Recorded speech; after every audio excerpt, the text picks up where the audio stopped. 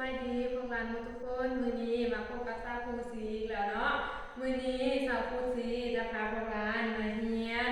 วิชาวิทยาศาสตร์และสิ่งแวดล้อมสำหรับวิชาวิทยาศาสตร์และสิ่งแวดล้อมชั่วโมงที่แล้วขอเรียนฮอดบทที่5แม่นบ่แล้วชั่วโมงนี้สาวครูสีจะพาพวกเรามาต่ออยู่บทที่6เนาะสำหรับบทที่5ชั่วโมงที่แล้วพวกเราเฮ็ดเวียกบ้านส่งให้สาวครูหมดแล้วบ่ แล้วมื้อนี้สาวครูจะพาพวกหลานมาสรุปเบิ่งเวียกบ้านนำกันเนาะเอามาเบิ่งเวียกบ้านชั่วโมงที่แล้วสาวครูจะบอกเวียกบ้านให้เป็นบทข้อที่4ของบทที่5แม่นบ่แล้วมื้อนี้เอามาสรุปเบิ่งนำกันเนาะเอามาเบิ่งสังเกตและจำแนกรูปภาพเอามาสังเกตเบิ่งรูปภาพตอนนี้ว่ารูปภาพใบแดงเป็นสิ่งแวดล้อมที่แสดงถึง เป็นรูปภาพที่แสดงถึงสิ่งแวดล้อมที่อุดมสมบูรณ์และรูปภาพใบแดงที่แสดงถึงสิ่งแวดล้อมที่ถูกทำลายเห็นบ่เอามาสังเกตเบิ่งรูปภาพตัวที่1นี้สิ่งแวดล้อมแม้นสิ่งแวดล้อมที่อุดมสมบูรณ์หรือถูกทำลายฉะนั้นรูปภาพที่1นี้แม้นรูปภาพที่แสดงถึงสิ่งแวดล้อมที่อุดมสมบูรณ์แม่นบ่แล้วรูปภาพที่2นี่แม่นคนเฮาตัดไม้แม่นบ่แม้นจะแสดงถึงรูปภาพนี้จะแสดงถึงสิ่งแวดล้อมที่ถูกทำลายแม่นบ่แล้วรูปภาพที่3นี้คนเฮาไปเก็บรากไม้อยู่ป่าหรืออยู่สวนเนาะฉะนั้นรูปภาพที่3นี่แม่นสิ่งแวดล้อมที่แสดงถึงความอุดมสมบูรณ์แม่นบ่แล้วรูปภาพตัวที่4นี้คนเฮาทาปลาและจูปลาแม่นจะแสดงถึงรูปภาพที่จะแสดงถึงสิ่งแวดล้อมที่ถูกทำลายแม่นบ่แล้วสำหรับรูปภาพตัวที่5นี้สิ่งแวดล้อมแม้นแสดงถึงสิ่งแวดล้อมที่อุดมสมบูรณ์แม่นบ่แล้วรูปภาพตัวที่6นี้คนเฮาเอาขี้เกียจไปทิ้งลงใส่ในน้ำแม่นรูปภาพที่แสดงถึงสิ่งแวดล้อมที่ถูกทำลายแม่นบ่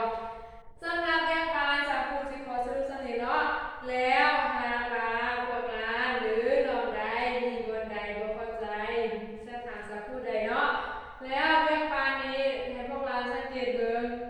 ตัวที่พวกเราเฮ็ดนั้นว่าคือกับของสาวผู้บ่เนาะแล้วเอามาเข้าเบิ่งข้อที่6เลยข้อที่6นี้จะเอาเชิงการพัวพันระหว่างสิ่งที่มีชีวิตเนาะเอามาเบิ่งการพัวพันระหว่างสิ่งที่มีชีวิตว่ามีหยังแดสิ่งที่มีชีวิตต้องการอาหารหยังแดเนาะแล้วมาสิ่งที่มีชีวิตจะมีหยังแดสิ่งที่มีชีวิตมีคนสัตว์พืชแม่นบ่คนสัตว์พืชแม่นสิ่งที่มีชีวิตเนาะแล้วเอามาสังเกตเบิ่งรูปภาพตัวที่1พึ่งต้องการดอกไม้บ่ย้อนหยังเนาะให้พวกเราทั้งสองสักผู้เบิ่งพึ่งต้องการดอกไม้บ่หรือพึ่งต้องการดอกไม้ย้อนหยังพึ่งต้องการดอกไม้ย้อนพึ่งดูดน้ำหวานของดอกไม้แม่นบ่แล้วรูปภาพตัวที่2ต้นไม้กาฟ้าแม่นบ่แล้วรูปภาพตัวที่3นี้แม่นยุงต้องการคนบ่หรือย้อนหยังยุงจึงต้องการคนยุงต้องการคนย้อนว่ายุงจะดูดเอาเลือดคนเป็นอาหารแม่นบ่แล้วเอามาเบิ่งสำหรับข้อที่1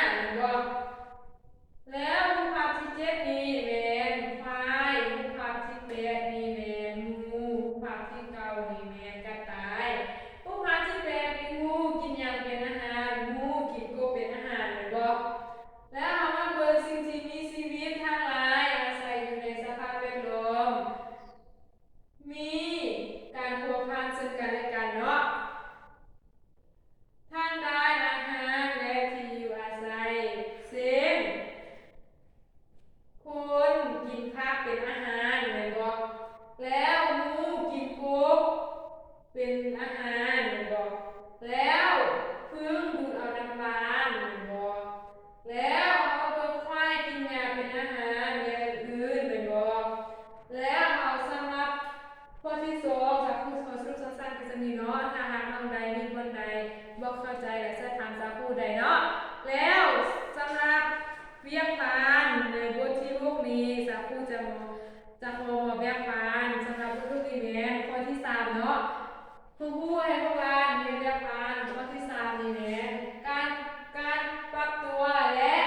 อยู่รอดของสิ่งที่มีชีวิตและพวกเราสังเกตเบิ่งสัตว์เหล่านี้กำลังเฮ็ดงานแล้วเป็นหยังกวางมีขายาวแท้ผู้หาที่สองนักเรียนสามารถเห็นสิ่งเหล่านี้บ่ย้อนหยังสีของพวกมันจึงคล้ายคือกับบอนอยู่อาศัยเนาะแล้วสิ่งที่มีชีวิตมีการปรับตัวให้เข้าสภาพแวดล้อมที่อยู่อาศัยเพื่อแสวงหาอาหารและความปลอดภัยในการอยู่รอดของตนเองแม่นบ่ว่าแต่สัตว์คนเราก็แสวงหาอาหารหรือการอยู่รอดของตนเองเนาะแล้วย้อนหยังตัวมีใหญ่แท้ย้อนหยังตัวยุงน้อยแท้